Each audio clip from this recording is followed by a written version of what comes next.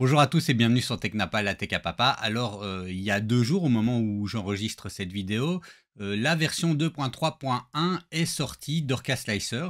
Alors, c'est une version, vous le verrez, qui apporte quelques nouveautés. C'est toutefois pas une version majeure, même si je comprends pas toujours la nomenclature des séries, hein, puisque ici, on est finalement seulement un 0.1 au-dessus de la dernière version qui, elle, datait depuis le 20 mars. Donc, vous voyez, ça fait quand même un gros moment. Toutefois, il y a quand même eu quelques mises à jour, hein, notamment à travers plusieurs builds, alpha, bêta et maintenant official release. Donc, je vous propose qu'on regarde ça ensemble.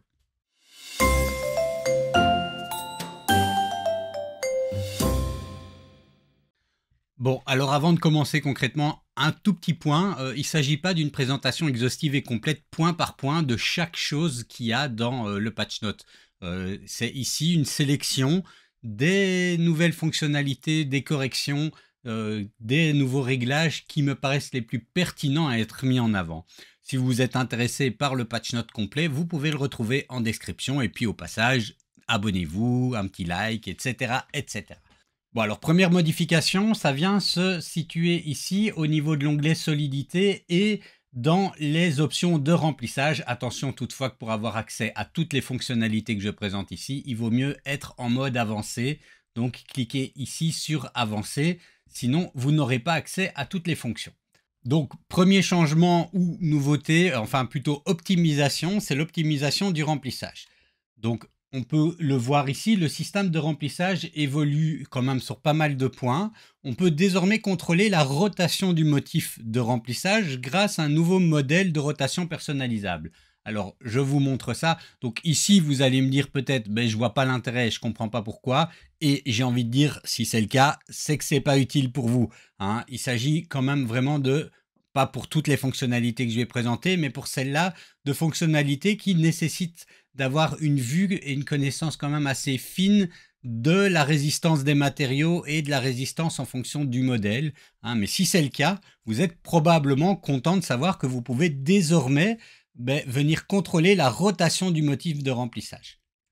Alors, imaginons que je prends ici le lapin de Stanford et que je prends un remplissage gyroïde, hein, vous voyez ici le sens de mon remplissage, et je peux désormais lui demander, par exemple, si je mets à 125 degrés ici, via Spare Infill Rotation Template, il me demande si je suis sûr de vouloir l'activer, il refait son calcul, je redécoupe le plateau, et vous voyez que maintenant, j'ai le sens de mon remplissage qui est en fonction de l'angle que je lui ai demandé. Alors, l'intérêt, hein, concrètement, c'est mieux répartir les contraintes internes ou renforcer certaines zones du modèle en fonction de ce qu'on connaît de la mécanique et de la physique de notre modèle. Alors, autre option plutôt avancée en termes de remplissage, c'est que désormais, donc vous voyez ici, j'ai un remplissage en mode gris, enfin rectiligne. Je peux venir, sans modifier la densité de remplissage, modifier le nombre de lignes qui sont collées l'une à l'autre, ce qui va venir modifier un petit peu la résistance, la physique de la solidité interne. Et donc, c'est ici, fil multiline, enfin multiline, pardon. Si je mets 5, vous voyez que j'ai la même densité, j'ai la même matière utilisée, mais c'est réparti différemment. Ça veut dire qu'on va avoir des zones de croisement qui sont beaucoup plus solides, hein, puisqu'on a 5 lignes l'une à côté de l'autre, mais évidemment un remplissage qui est plus clairsemé. Et comme vous le voyez, cette option fonctionne avec à peu près tous les motifs de remplissage. Ici en nid d'abeille et ici en gyroïde. Donc ce qui permet d'avoir des formes un peu particulières, hein. Donc si je remets à 1, vous voyez ici la différence. Donc encore une fois, une fonctionnalité, si vous êtes vraiment quelqu'un de plutôt débutant ou que ce n'est pas vraiment des modèles avec une résistance mécanique qui est nécessaire pour vous, cette option-là sera probablement peu utile. Alors, autre nouveauté toujours au niveau des remplissages, et toujours quelque chose d'un petit peu plus avancé, c'est qu'on a maintenant la possibilité de venir insérer des couches plaintes supplémentaires à des intervalles précis ou à des hauteurs spécifiques. Alors, c'est ici dans Avancé, Insert Solid Layer, Et ici, alors il vous donne un petit guide qui vous explique, je trouve que c'est pas super ergonomique, mais il vous dit, si vous utilisez N, eh ben ça va rajouter une couche solide tous les X couches. Et donc, ben voilà, il faut comme ça utiliser une sorte de nomenclature. Si par hasard je veux rajouter 3 couches solides toutes les 30 couches, eh ben il faut l'écrire comme ceci. Donc 30, ça, 3 couches solides, je découpe et vous voyez que j'ai 3 couches solides toutes les 30 couches. Alors il y a différentes nomenclatures, on peut aussi se dire ben, je veux rajouter une couche solide à la couche 3, la couche 9 et la couche 12. Et ben on fait 3, 9 et 12. Et là vous voyez, alors c'était pas forcément un bon exemple. Je vais plutôt mettre à la couche 30, la couche 90 et la couche 120. Et là, vous voyez, j'arrive à la couche 90. Donc, j'avais la couche 30 ici. Hop, j'ai une couche solide. J'arrive à la couche 90. J'ai une couche solide. J'arrive à la couche 120. J'ai également une couche solide. Et puis, j'ai plus de couche solide. Voilà. Donc, si vous en connaissez l'usage, c'est probablement très utile pour vous. Enfin, pour ce point remplissage, ce qu'on peut signaler également, c'est des changements d'algorithme au niveau du motif de remplissage. Donc, pour le remplissage 3D Honeycomb et pour le remplissage Fischer-Koch, qui est en fait celui-là, un TPMS FK, Fischer-Koch. Donc, les algorithmes de ces motifs de remplissage ont été optimisés pour être plus rapides, précis, etc., etc. Alors, autre nouveauté également au niveau des surfaces et textures.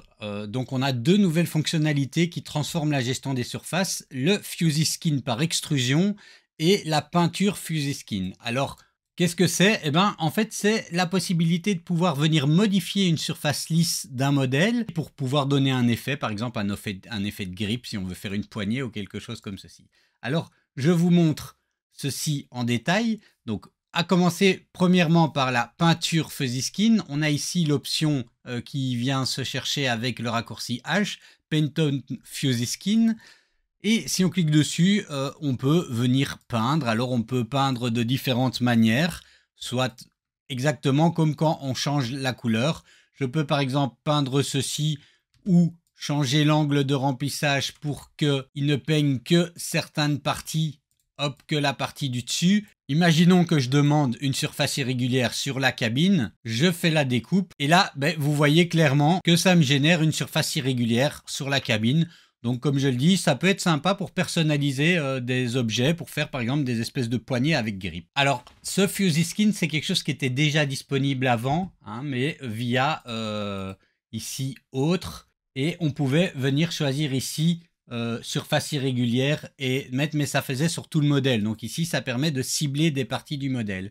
Alors une autre option qui vient compléter ou enrichir ce Fuzzy Skin, c'est une modification de la manière dont on va générer cette surface irrégulière. Donc de base, le Fuzzy Skin génère la surface irrégulière avec un déplacement de certains maillages. Et donc on le voit clairement quand on découpe le plateau, on a des parties du modèle qui sont déplacées. Donc les lignes sont organisées de manière chaotique pour être déplacées et ça s'imprime de manière chaotique comme ceci. Et c'est ici le générateur de mode déplacement. On peut maintenant changer et avoir un générateur de mode par extrusion.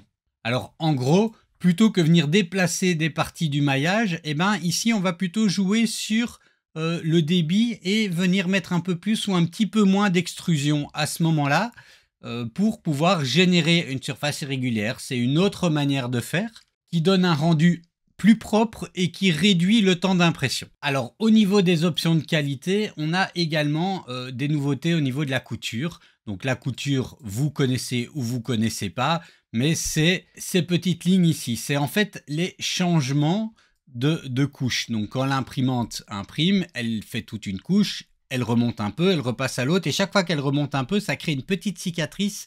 Et donc les coutures, c'est cette espèce de cicatrice. On a déjà plusieurs options pour pouvoir la gérer, pour cacher ça un maximum, aligner, la plus proche à l'arrière, complètement à l'arrière du modèle. Par exemple, quand on a un modèle qu'on sait, vous voyez ici, j'ai aucune couture de ce côté-là. Elles sont toutes situées comme ceci à l'arrière du modèle. je pourrais demander la plus proche, et la plus proche, alors ça veut dire qu'il va les mettre le plus proche possible des angles pour réduire l'impact sur le modèle. Et maintenant on a une nouvelle option qui est aligné sur l'arrière. Et concrètement, ce que ça fait, ça combine à la fois le mode aligné, c'est-à-dire qu'il va essayer de s'aligner sur une partie interne cachée. Vous voyez ici, par exemple, il essaye de s'aligner, donc c'est un algorithme qui essaye de déterminer ça. Mais en même temps, il essaye de le faire un maximum sur la partie arrière du modèle. Alors l'avant et l'arrière se définit par rapport au plateau. Donc ici, on est sur l'avant du plateau et là, on est sur l'arrière du plateau. Ça peut être très intéressant, par exemple, pour des figurines où on veut vraiment que ce qu'on voit devant nous soit le plus esthétique possible. Alors, ils ont également rajouté quelque chose qui vient de Kiddy Studio, et ça je trouve vraiment pas mal. Kiddy Studio qui est lui-même repris de Orca, hein, donc c'est le serpent qui se mord la queue. Mais au niveau des réglages des imprimantes, dans l'onglet capacité de mouvement, on a maintenant ici évitement de la résonance. Et donc en gros, ça veut dire quoi? Ça veut dire qu'il va éviter, donc vous savez que quand on imprime, on a des vitesses dynamiques hein, en fonction du type de couche, en fonction de la vitesse, du surplomb, enfin justement pas de la vitesse mais du surplomb par exemple. Et maintenant on peut éviter une plage de vitesse si on sait par exemple que dans cette plage de vitesse là, ça occasionne ce qu'on appelle le VFA, donc c'est des artefacts sur une pièce imprimée de manière verticale, sur les parois verticales imprimées. Pardon. Et pour déterminer quelle est cette plage-là, hein, on peut faire un test de calibration.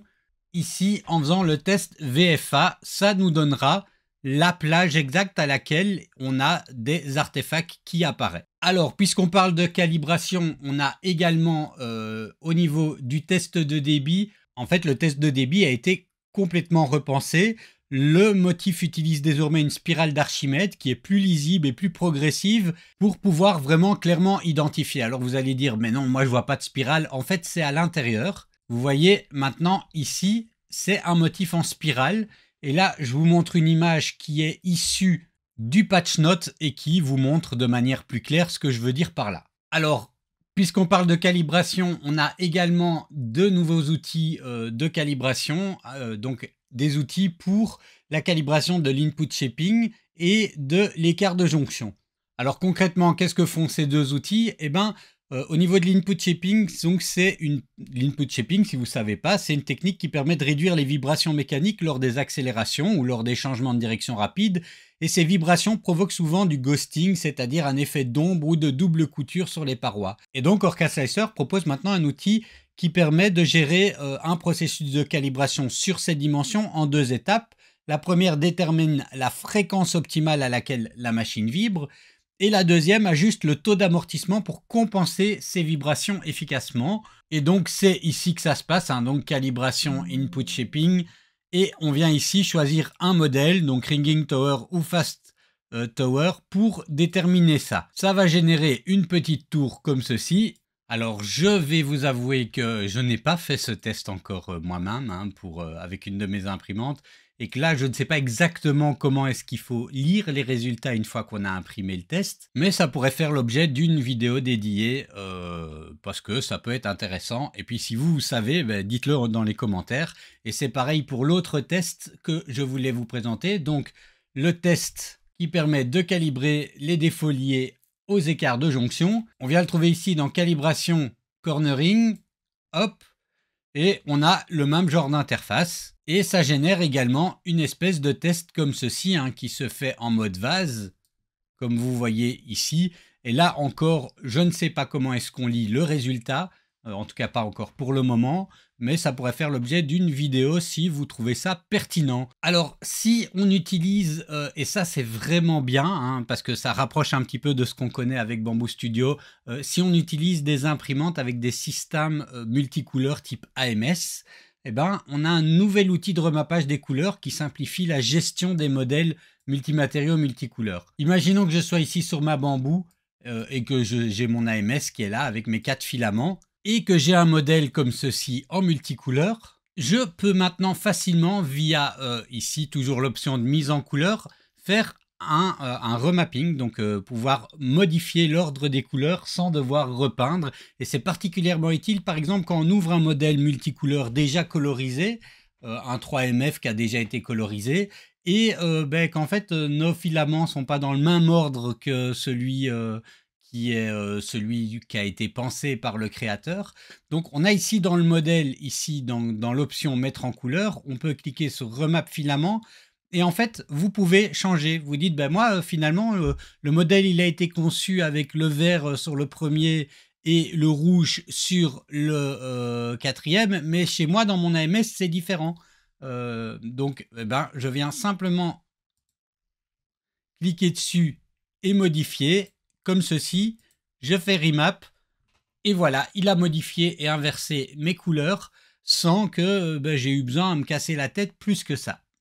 Bon, et outre ces plus gros ajouts, on a évidemment une série de corrections de bugs et de toutes petites améliorations. Par exemple, la fenêtre d'aperçu maintenant va mémoriser le curseur de la hauteur de couche. Donc ça, c'est plutôt pas mal, hein. Comme ça, on peut revenir, retravailler, bouger quelque chose. Hop, on revient, on reslice et il est exactement au même endroit qu'avant.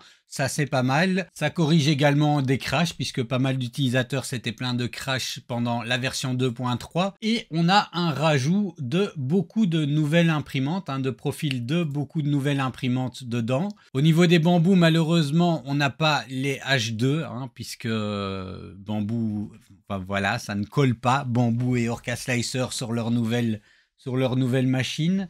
Mais on a quand même toujours les profils pour les anciennes. On a des profils toujours génériques, on peut créer nous-mêmes si on sait qu'on est sous Clipper, Marlin, RRF ou Tool Changer Printer, voilà.